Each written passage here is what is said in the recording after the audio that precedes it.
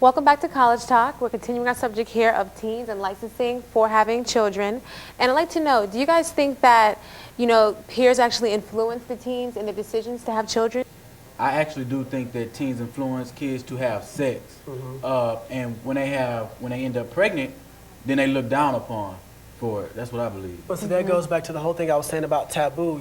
If we really talked about this more and we explored this, do you honestly think that maybe kids would actually say, okay, well, that's not the best decision for me because I don't want to go through, childbirth, rearing, and all that stuff?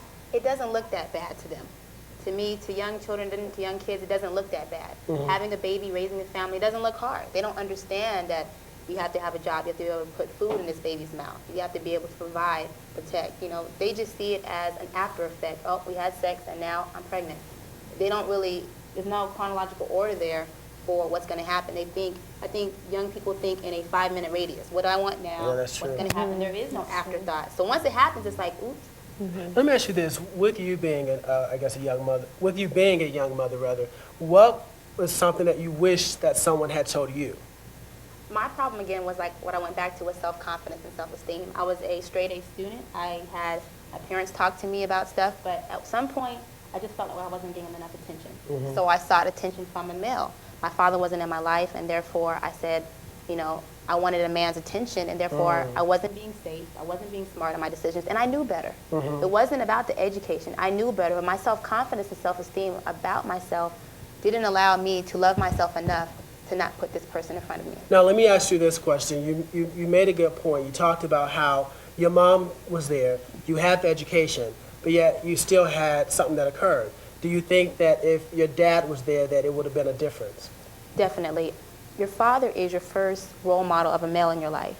And most women end up picking husbands like their fathers. But if there is no father to make a role model, then you usually get it from TV. Yeah. And right now we have a lot of people, if you look at the rappers' names, Big Papa, Puff Daddy, there's a lot of father figure role models out there, and they look to those people and say, well, I want somebody like them. So then you go pick yourself a thug, quote unquote, and who may not be mature enough and ready to be a father. And you feel like we can be a family. You hear young kids these days talking about wifey and this is my, soulmate, and you're thinking to yourself like, are you serious? Well, let me ask you this, because a lot of people, they try to cast blame on the fathers. What about like pastors and preachers and uncles and cousins? Were there none of these people? Were they not around to kind of show these women how to, a man's supposed to treat a woman?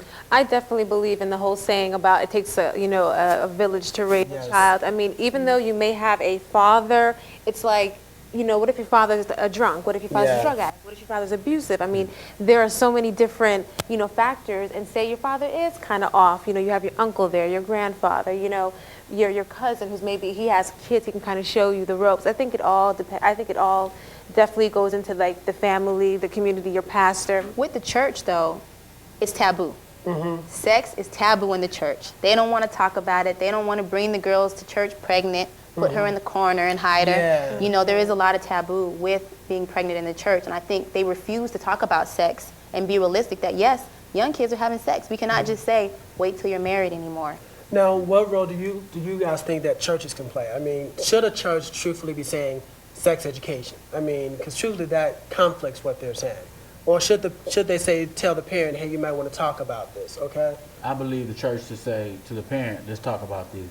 But then I believe that the church should even talk about sex and kind of hit on issues that teens need to know about having sex and about why they shouldn't have sex and that sex is best for marriage, But see, is that fair? Because if you tell somebody sex is best for marriage and then they get pregnant outside of marriage, then now you bring the whole self-esteem issue back. Because they're like, oh, I messed up. And then you got this whole self-esteem complex back. As a Christian, though, we're taught that mistakes are okay. We're taught that it is a learning process. So as long as you give the child enough confidence to believe that even though I may make mistakes, I am okay as a person, and that the church is not going to exile me, my family will not exile me, my school will not exile me, then that will make them to be able to be a better parent because they'll have confidence in themselves about what they're doing. So truthfully, based off of what you guys are all saying as a solution, everybody should kind of get involved and try to make, help to make some of these decisions. But I just still kind of just want to just finish up. I'm confused. At what age should people start telling these people? Is there a certain age, or what signs should they be looking for? Kind of briefly.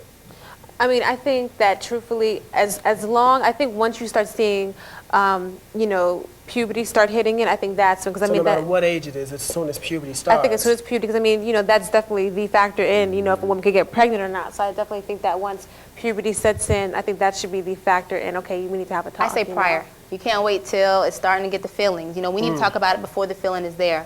When they talk with children, they say that there is no feeling hormonal difference between kids up until a certain age. We need to be talking about it. We need to be educating.